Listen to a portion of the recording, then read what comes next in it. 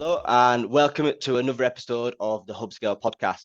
This week's amazing guest is Bradley Pastor, CRO at GuardSquare. Bradley, it's great to have you on today.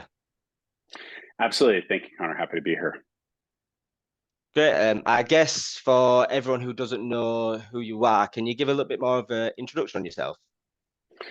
Absolutely. So I'm the Chief Revenue Officer at GuardSquare. We are a Belgium headquartered company focusing on mobile application protection. So what that means is we help mobile apps protect against things like reverse engineering, tampering, and help make your mobile application smaller, self-defending, and actually run faster. So we focus on a variety of customers. So it's typically major banks, technology companies, e-commerce, and we're fortunate that we're market leaders in that space. So, I've been here for a little over 15 months, I think heading into my 16th month here. Wow, that sounds awesome. So just getting straight into it realistically now. You've got an amazing career so far, but so before it all, what actually made you get into cybersecurity? So it's an interesting answer because I didn't necessarily focus and say, oh, I want to be in security or I want to focus on cybersecurity. My background long time ago started when I was in sales, then I was a solution engineer or sales engineer, was in the content management collaboration space. That eventually evolved into doing regulatory around that content. Having an understanding of the regulatory moved me into the governance, risk, and compliance space, or GRC space.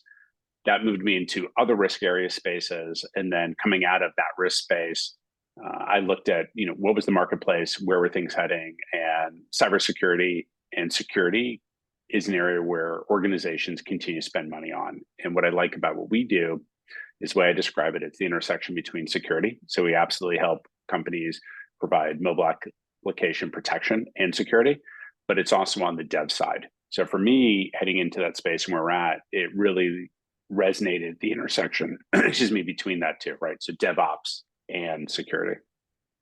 No, awesome. No, thank you for clearing that up now. Obviously, CRO at GuardSquare coming up to, what was it again, for 18 months? So I started January of last year. So it's pretty easy to remember because if you start at the beginning of the year, 13 then, months. you got the year through. So I'm heading into my sixth quarter here at GuardSquare. Perfect. Being the CRO, I bet that's quite stressful and quite challenging, but quite rewarding role. But what actually inspired you to pursue a career as a CRO?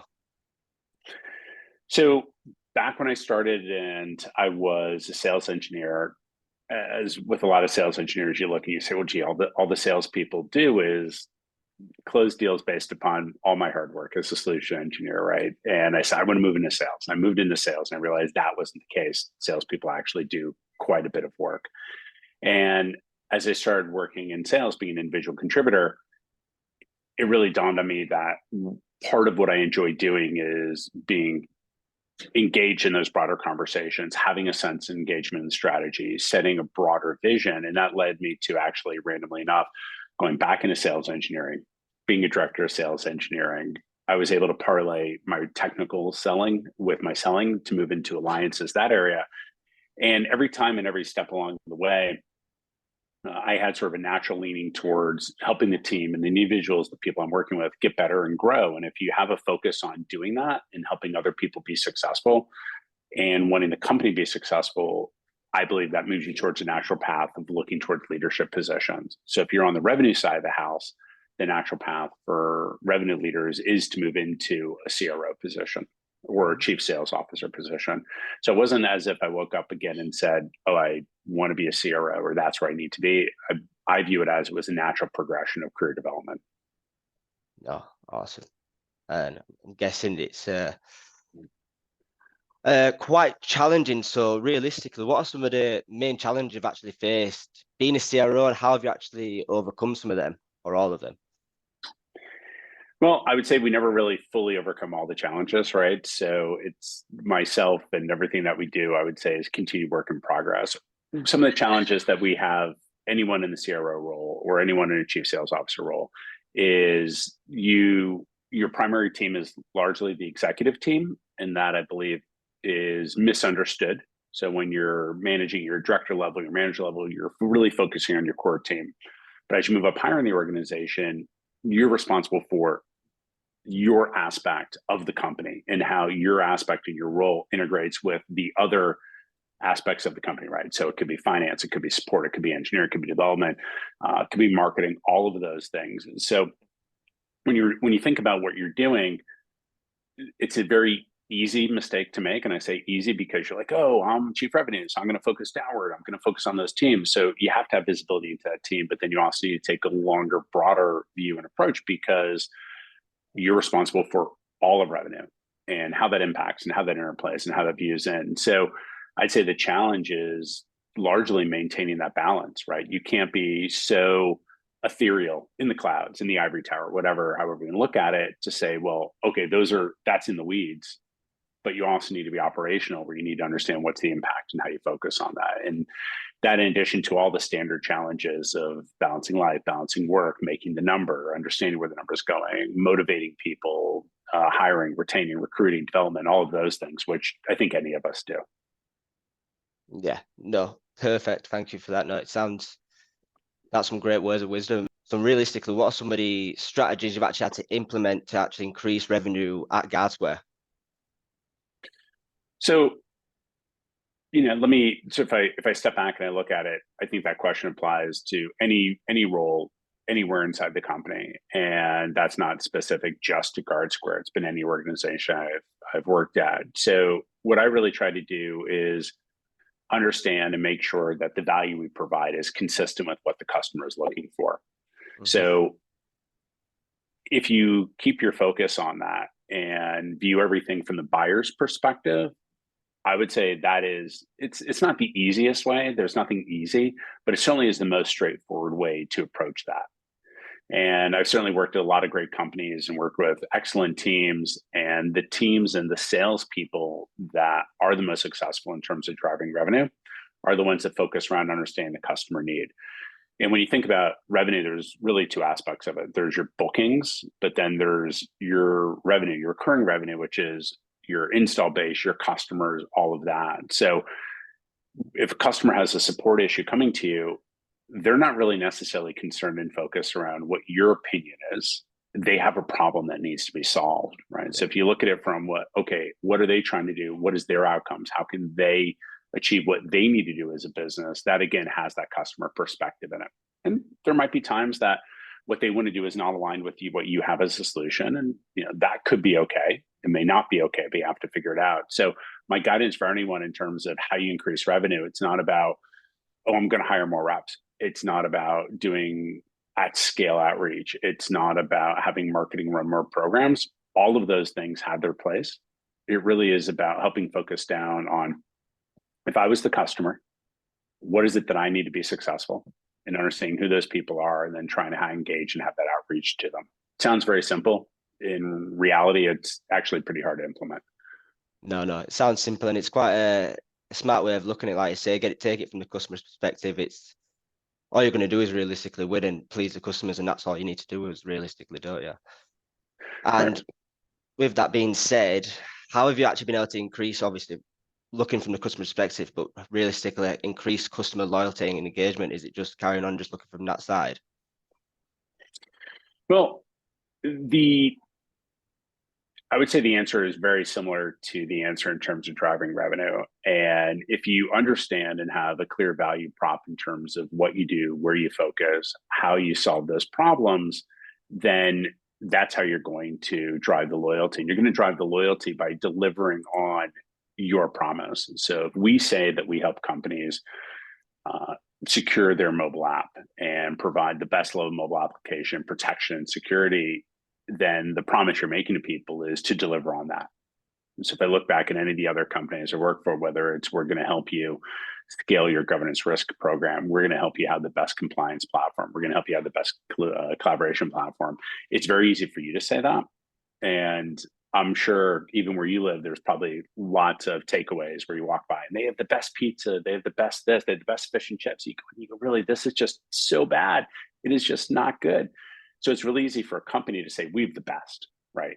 Yeah. But it's more important for your customers to say that. And when you think about your customers saying that, there's the level two, which is what are you doing to drive and adopt more customers? So I think when you think about growing revenue, there's a gap between we have our customers that we service and it's awesome. But then if we grow and expand, do we run the risk of losing those customers? And what does that mean? So if you're a takeaway and you do, here it's coffee or whatever, and you're now going to have breakfast sandwiches, like, okay, you might upset the people who have coffees and you might delay their ability to get coffees. So now you're going to deliver sandwiches. My answer to that would be is if you can deliver sandwiches and still provide the same level of experience around the other aspects that you're doing, then you're in a good position. What happens a lot of times is the companies expand and give another offering, and that degrades or reduces the quality of their primary core offering, right? So you wind up saying, oh, we're going to grow and we're going to bring all these people on, but then you lose your current install, you negatively impact your new customers, and then no one's happy. And that's not a good scenario to be in around it. No, it's definitely not a good scenario to be in at all. No, I completely agree there. But no, thank you for that. And with that being said, how do you actually identify and exploit new opportunities for revenue growth? Right. So there's a lot of market research. There's a lot of areas that you can look at going. One is, again, looking back at the customer base and trying to figure out where are we leading into. So AI tools are very sexy now, and you can't look at any LinkedIn post or any of the news posts where it's like, oh my God, whatever solution is going to solve this. And I think it's very easy to be drawn towards those shiny objects. Yeah. But when you're looking at new opportunities for revenue growth, it's how do you expand upon your core capabilities? So maybe an opportunity for revenue growth for any company is you're going to continue delivering what you deliver, but you're going to deliver it a better quality experience. Maybe the user experience is going to be better. Maybe the user interface is going to be better. Maybe it's something where you go back, and I've had success at other companies where we look at support tickets. And yes, there's an opportunity for feature requests. A lot of people don't do that. So, but if you go back and you look at support tickets, maybe there's a recurring theme in your support tickets that indicates, oh, this problem could be solved if we had this, right? And that's viewed as a bug maybe, but it's actually not a bug. It's a feature request. So if you go back and you look at what is your interaction with your customers, that may give you indication of where you want to head, where there are other opportunities for revenue growth inside there. And then ultimately, if you think about revenue growth from upsell or cross-sell or versus net new, they're going to have different needs, and they're going to be at different points in terms of the buyer journey and that life cycle around it. So if you're able to get and engage them early on, understand what their needs are, understand where they're growing, then that's going to give you insights and perspective of where people are heading.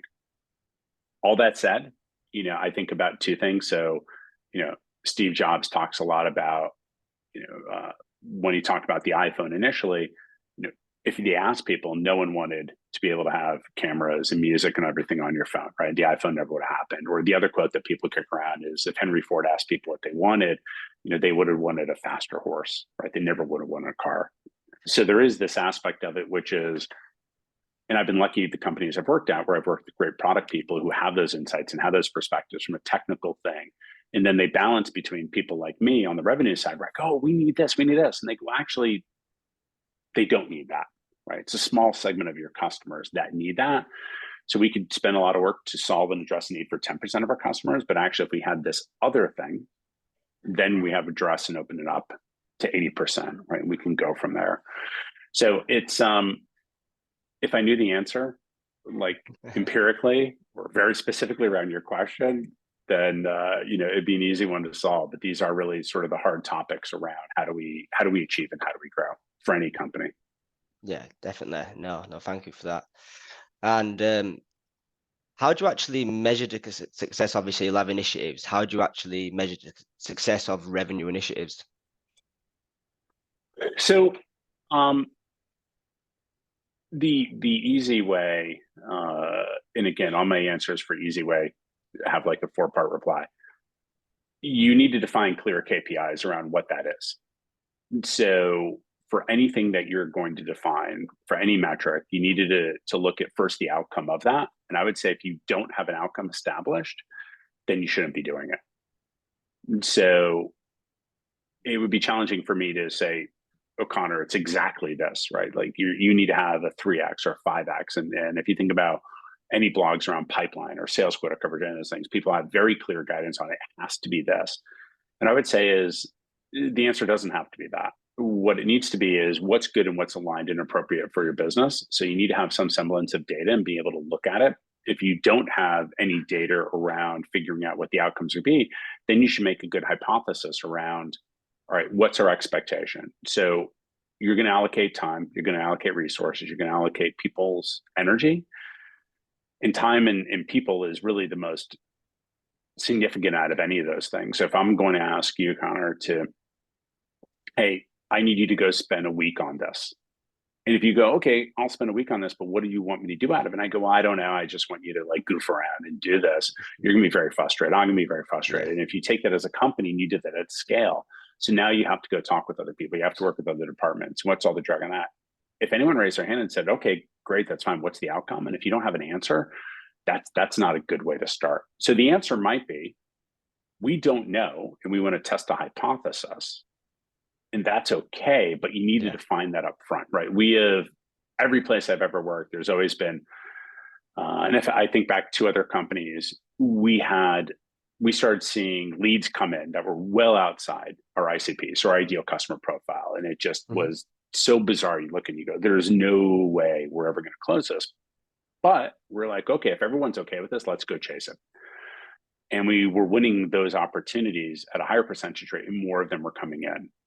And I look back on that time and say, if we took our core point of view and focused it tightly around our ICP and didn't allow one of our salespeople to do it, we would have missed a tremendous market opportunity.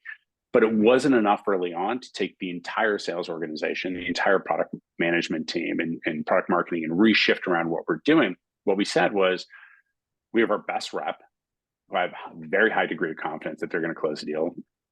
The guy's name was Mark, and said, you can go and chase this deal and we'll see what happens. And then we also made it very clear to him that if you don't close a deal, like you've lost time, which is an issue, right?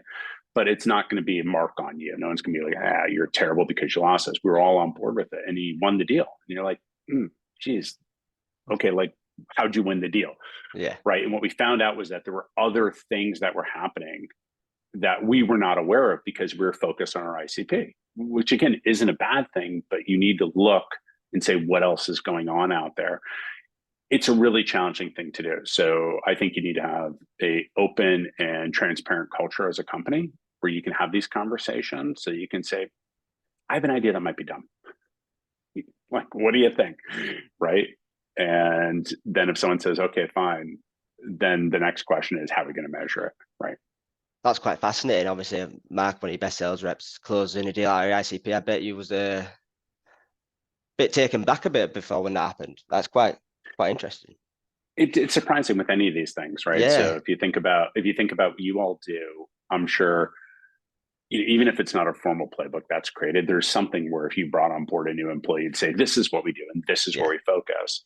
And what I like hiring junior people right out of university, anything like that. And what I call it is there's the freedom of untrained people. I don't know if that's actually a great phrase, but basically what I mean is they don't know it's a dumb question to ask prospects and they're fearless. So you get someone who, like myself or anyone who's been doing well, they're like, oh, don't ask them that. You won't get an answer. And there's this interesting curve where when you onboard new employees who've never done any of this before, they have this period of bump up where they're actually pretty successful early on because they don't know. And they're just like, well, I don't know. I just said, like, how do you buy this? Right. And oh my God, you can't ask them that. You need to ask them this other thing. And they're successful because they just go. Right. Yeah. No, that makes total sense. It is awesome. And yeah, it does happen. What advice can you give to the other executives on how to effectively manage a sales team, like other sales executives? So especially yours is quite junior as well, so that must be a bit of a different challenge the whole ends when you do come in freshly out of college or university.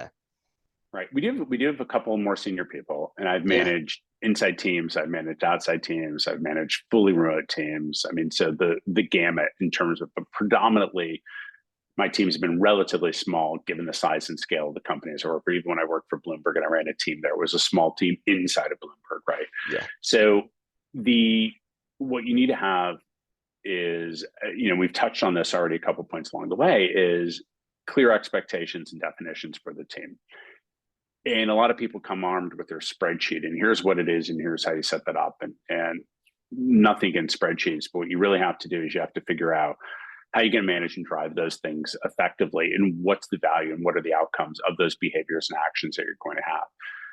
And then there is cultural aspects that you have inside of it. So my prior company and my current company, there's international teams. So organizations have cultural differences inside it. There's scale in terms of people's learning ability inside of there. At one time, you can look at it and say, well, comp plans drive behavior. So if you have a structured comp plan and people are focusing on a certain set of behaviors, but that's not aligned with the comp plan, then there's a mismatch and people aren't focusing inside of it. So what's your motion? Are you an outbound motion? Are you an inbound motion? So the more that you can understand and really frame out what it is that we do, how do we sell, how we engage, how do you document it, and those things now are called sales playbooks, then the more straightforward is to define to the team what's the appropriate set of behaviors that you're supposed to have. So I would say you need to start with that. Mm-hmm. Define what it is, define the outcomes, define the expectations, and actually articulate that out to the team. And a lot of times people make assumptions that if everyone knows what they're supposed to do and everyone knows how they're supposed to be measured and everyone knows where the information is, and in most organizations, that answer is not correct. So you need to spend a lot of time working on that. And I would say you need to even go one layer deeper quite often to, I'll pause for a second. So you've heard people talk about where they have different learning styles, right? Some people are visual, some people are tactile, some people are auditory. So if you think about enabling and training the sales team, you almost need to touch those things the same way. So I've used technologies like Gong before. We use it here. You spend a lot of time, you should spend time role playing all those other aspects to get to the point where those behaviors come ingrained inside of it. Doesn't just have to be in your current role. This could be, what are some of the biggest success and also some of the biggest challenges you've actually overcome? Biggest success. So I've had a lot of success as an individual contributor, which was fun. You've gone on President's Club trips and won awards and all those things, and that's always exciting. I'd say one of my biggest successes as a leader is I really enjoy seeing people get professional growth and development. So there are people I've hired at other companies as individual contributors who move up to a management position. There are people who I've been able to promote and grow. So when you see people having families, buying houses, getting their career development, that's awesome, right? Because you're able to help change. I believe a good manager, a good teammate, if you're able to help change the trajectory of someone's career, that's why you're in leadership, in my mind, around there. So if you and I work together and you were an SDR for me or a BDR, and I was able to promote you to an AE, and you're an AE, and you're able to, so in the US, I know you're not in the US, but in the US, a lot of people have student loan debt. You're able to pay off your student loan debt because you were selling a lot and making a lot of money. You're able to now grow yourself personally and able to achieve things you want. Like, that's huge, right? Yeah. So yes, I have an obligation to the company, and I have personal obligations and needs and things like that I do. But all that's good and well. So if you're not making sure your team can develop and your team can grow, I don't know, like, what are you doing? Right. So I'd say my personal successes come from there. In terms of the other side, I've been part of I wouldn't say it's funny, but I was never let go until I moved into a management position. So, as an IC, I was always afraid, like, oh my God, I'm not going to hit my number. I'm going to get let go. And I was constantly freaked out about that. It never happened. And then you move into a nice management role, and early on, you're like, oh, well, I'm the management. Like, now I'm, aware of it. And it's actually not been that case. So it's something I think if people are looking, they aspire to that role, that is a different aspect in terms of it, right? So it's something that you need to be aware of, but you certainly can't let that control in terms of your behavior. I believe you have to show up.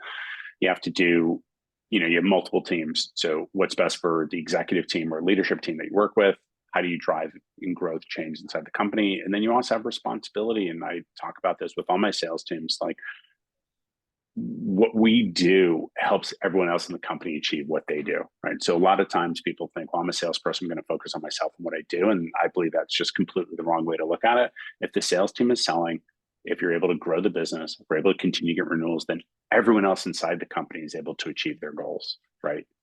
And that's when you really take a pause and step back at, like, wow, that's a huge obligation, could be viewed as a burden. I think it's a great gift because we're able to help everyone else inside the organization achieve what they want, right? We sell a lot of cool stuff.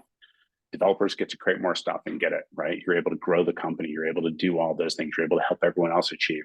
Hopefully at some point you get a good return for the investors that are part of it, right? Like everyone does well inside there, and you need to have that focus in terms of what you do. When you all, like I say, when you all got that vision behind yourselves, it makes it a lot more easier to drive it all together when you're all on that same direction. You've all got that same investment in mind. It does make work a lot easier, even through them good times and them bad times, especially. Now, GuardSquare, and obviously you've done this quite a while now, international teams, I bet that is quite a challenge. What are actually some of the challenges leaders, or in your past or experience, is it leading international teams? Yeah, there's a lot there. There's still in somewhat similar. They're the same as running domestic teams. So, I mean, when I've managed teams across the U.S., there's different cultural differences inside the U.S. and different time zones. Going back, gosh, almost 20 years when I worked at HP, I was part of an international team that spanned, worldwide. So we had team members in Asia Pac, and what we would do is we would rotate the team call. So at some point, someone was always waking up at like 3 a.m. for a team call. And it just seemed to be the most equitable way of doing it. That was my first experience in terms of doing that. And then I experienced working at Autonomy, which was a London-based company, and then Bloomberg had international presence as well. And what I found was where I tend to go off the rails in sort of a way that I could work better on is there's a lot of euphemisms, metaphors, saying, slang, whatever, that inside your own locale you might use. And this might come across in Slack or an email. And really, those conversations will go bad really quickly. And it's much easier to pick up the phone. And when we're in the environment we're in, where everything's a Zoom meeting or this or that, those opportunities become more challenging, right? So people have a tendency to defer to something like a Slack or a chat versus being able to get on the phone and talk. So what I've learned, and this is a continued work in progress, is making sure that the way I communicate, the way I engage is clear, it's explicit, doesn't always work, and that you're trying to really understand the cultural differences when I interact and work with them. So it's look, it's something that needs to be worked on. So I work for German companies, work for a Belgian company now, and all of them have their own flavors of how they do everything, and that's going to be different from the U.S. companies. Yeah. So, my advice is, you should meet people in the middle, which means how do they work, how do they do those things. But I also want to caution that it's not always about how the individual, right? We all still work for a company, and the company has this culture, and the company has this thing. So, it's clear, and where I work now and where I've worked in the past, I've been fortunate where there's a clear expectations around company vision,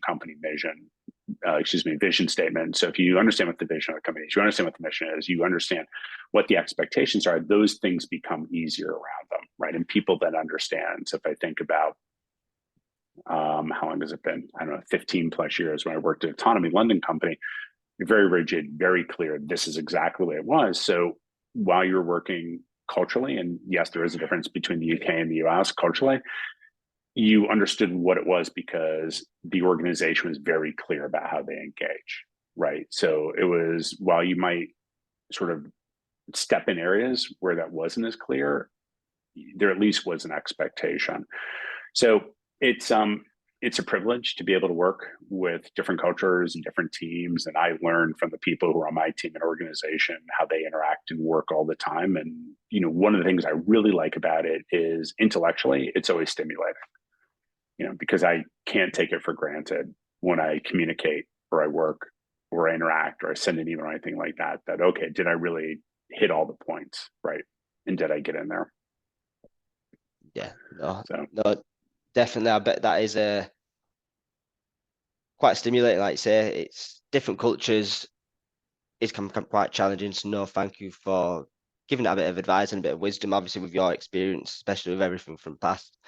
But what strategies can leaders use to motivate their international team members? Like you say, obviously different cultures, different time zones. We work remote as hub scale, and it's sometimes quite challenging to all be on the same page and keep motivated when we all do work remote.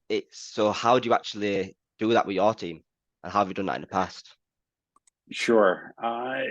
So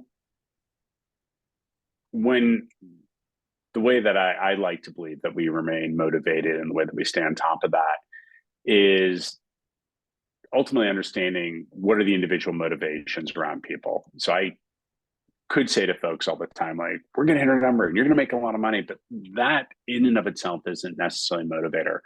So what I try to do is understand what are those individual motivators that if they do the appropriate behavior, it drives that outcome. So for example, maybe someone wants to buy a house and they're a salesperson. So if they want to buy a house, okay, what do they need to do that? Well, I need to save money for a down payment. Okay, how much do you need to save? I need to save X. All right, well, you make this much money a year based upon commissions. And if you do these sets of behaviors, you should be able to get that outcome. You should be able to do it. So I had someone who worked for me who loves cycling. And there was a very particular type of bicycle called a gravel bicycle. And it's sort of like a combination between a road bike and a mountain bike. And she just really, really wanted one. So instead of looking at her bookings, what we did is we framed the conversation around everything she closed was a piece of the bike she was buying. So the motivation wasn't like, yay, let's do all this stuff for the company. And that's important and it's good. And the company has a mission. Talked a lot about that. But how do you take that mission and boil it down to what someone means for them individually? So this was a really great example. We're able to look at it and say like, oh, you closed another wheel on your bike. You closed this, you closed that. And it became very real. So they were able to see a linkage between that and the outcome that they have. Where you run the risk, of course, is someone goes, I don't care. Like there's nothing, whatever. And then there's just a broader, different issue, right? There could be misalignment in terms of the person's role. It could be misalignment things. Maybe they want to go and skill and do development. And I spend a lot of time when I interview people around like, what do you want to get out of it? And people say, I ultimately want to be in a leadership position. And this is like first job out of college, right? They're like, I want your job. I'm like, okay. How do you think you're going to get there? And when you start unpacking it, they go all these things. And what I'll say to people is you get to work in a great company with great people, a stable environment, growing space. Here's all the things you're going to learn. But here's all the things, the 10 things that we're going to expect from you. Yeah. And if you do those things, then we can get these out of. So I try to set the expectations again early up front, and people go through their ups and downs around it.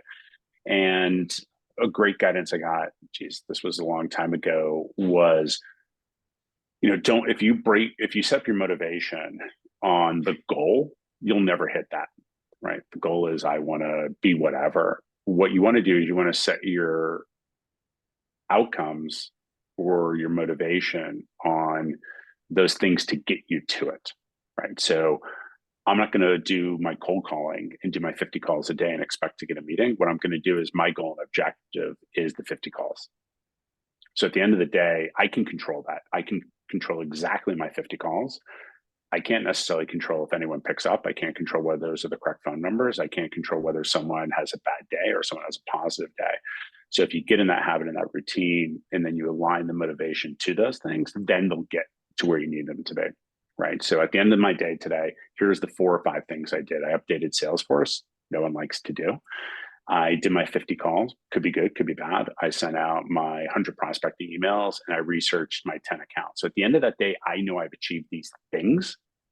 And then you can celebrate if there's an additional outcome out of it, right? But if you wait and you say, I'm going to judge my worth, my day, my outcome on that meeting that got set up or that deal that gets closed, you're in for a really miserable long career. You know, Yeah, no, no, it makes that's the way I total would sense. look at it.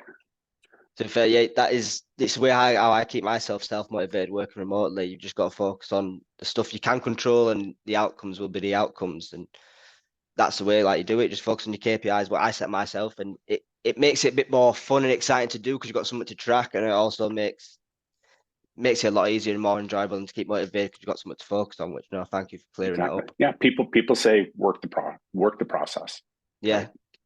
Yeah, you've got your always big end goal and vision, like say, come out straight out of college and want your job. Yes, that's great to have that, but you've got to do everything in between. You've got to actually take the action and get the work done before you even get anywhere near there. And maybe along that path, you realize I don't want to do that. Yeah, like you say, Right. So yeah, no, definitely. Like you say, you've been IC leadership manager and obviously international manager as well. Leadership, it's three different roles, and I don't know from when you were in IC, is this something what you actually pursued? I don't know. Right. I mean, I went to university. I did my undergrad. I stayed on, did master's work. I wound up doing tech support at a company. I moved into sales engineering. The way I describe it to people is my career wasn't a straight line. It was ziggy zaggy. Right. So there were opportunities. I worked for really some great people who helped encourage me and redirect me. And, I wound up where I am. And every day, I'm just very fortunate that I have the opportunity to do that. Every role, every responsibility I've ever done has its own sets and challenges, going back to even work in tech support, right? There's never been anything where I've been like, oh, yeah, this is so easy and I can phone it in. But I look in terms of, and that's not even what I would want, right? And that's fine. Some people like that. So I look in terms of what's the challenges, where are we going, where we're heading. And, that for me is exciting, and where the journey heads and continues. Again, I don't know. That's focusing on the goal, right? Not the day to day. So inside of there. Yeah, no, thank you for that. No, I really do appreciate that. And now throughout your career, you've had a fantastic career so far. But what is some of the best advice you've actually received through your career and why? At the risk of sounding cliche, you need to have a good support system, right? So I'm fortunate that I have a great family. I have a great wife. And we've enjoyed a long relationship with each other. I have a set of trusted advisors and people that I can talk to when I have questions. And that's another aspect of this is like, please do not assume you know everything, right? So Yeah, I have people who I'm able to go and talk to and ask. I have hobbies and a life outside of work. So when I'm working, I try to be 100% committed exactly in terms of what I'm doing. And that does mean that there are times when you do work-life balance where you're doing work in the night, you're doing work on the weekends. I'm not saying that there's a model or process for anyone in terms of doing that, but you need to have the balance between the two. And you have to understand that part of balance means that sometimes there's trade-offs between certain things. And that is not even a function of being in a leadership or executive role. mm, That's a function of doing both. And I don't care what you do. You could be, I worked at McDonald's in college. So, there are times where sometimes just getting the whatever done means that you bleed into and beyond the time that you have. But if it's important to get done and that represents something, then you have to get it done. So, it's understanding support, having balance, understanding yourself and what your own worth is, making sure you have a system around it, and then not getting too wrapped up into what you are. yeah, So I'm a junior AE, I'm a senior AE, I'm a senior enterprise this AE. Like what you're really doing is you're stacking skills and experience. And I would say if you're in an environment, so there are people who work at a place for 20 years. You see that they're in the place for 20 years and it's the same role. I would say like, yeah, probably not good. I've also seen other people, and you see in the security space, maybe not yeah, 20 years, right? But you'll go through and they're like, oh, they're this and they're that. And you're like, wow, they have had a great career at that one company. they've moved to different roles, they've had different responsibilities, moved around. You're like, wow, wherever they're working, they're learning tons of stuff, right? Yeah. And that's really, when you look at any role that you're in, are you learning? Are you pushing? Are you growing? And if you're not doing that, then I'd say that there's a challenge, right? At least certainly the way that I'm wired and the people that I work with and people that I tend to lean to is you need to be challenged. You need to have, more and better experiences. So that's a combination, right? It's like your personal life, all those other things. You need to have personal life. You just can't be 100% consumed with work, because like what happens if work goes bad? And if you're totally consumed about work and work goes bad, well, what about your personal life? And then you need to balance those two out together. Right? Yeah, no, I bet, like I say, especially in a leadership role and especially in a national leader role, it's quite hard to have that balance. It's even hard to even have it, especially being any sales role per se, is actually to have that balance. Like you say, you can just keep working and working and working, just trying to make them deals and make as much commission as possible. But you need to have that balance, especially, so thank you for clearing that up. Now, final question. It's been a pleasure to have you on, Bradley. But for our listeners, if they could take only one thing away from this episode, what piece of advice would that be? I would say the most straightforward thing is be honest with yourself about what you want and what are you willing to do to achieve what you want. So it's really, really easy to say that I want to be the number one rep, but what are you going to do to get to that spot? And it's also okay that if you're not willing to do that, you don't. But then you as a person need to balance that. You can't say you want to be the number one and not put in the work. So, maybe you're not. So I would say be honest with yourself and also continually evaluate. Maybe you're not willing to put in the work right now, but maybe a different set of circumstances, maybe a different set of things you would. And if you're honest with yourself and you understand what you want to achieve, then it becomes easy then to rank, the same as evaluating new features with products or evaluating better customers. What's your ideal customer profile of you? What's at this stage right now, what's the ideal Connor profile and what's the ideal Bradley profile? If you figure that out and you do that and you continually go back and evaluate it, then that gives you better visibility. So if you're really good in certain areas and you understand that about yourself, then it allows you to lean into those areas, and maybe it allows you to either take more courses or seek mentors or other people where you can fill in those other gaps. But if you don't start with that, then it's going to be challenging for you. And I'd say you're always going to be frustrated around that. So it's okay to have gaps and it's okay not to have alignment. It's what you do with that information that I think is going to drive the difference around it. So that's what I would say. And if you take that and you can understand that for yourself, it allows you to then take that framework and extend it out to your company, to your team, to all those other aspects of it, right? It's really just doing that gap analysis. Sounds fancy. I think it really fancy. Is just in, but it is,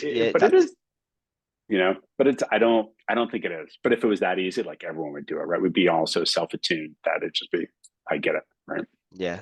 No, I completely understand. A lot of people say they want a lot more, but don't do the work in. Like I say, if it was easy, anyone would do it. But yeah, no, that makes total sense.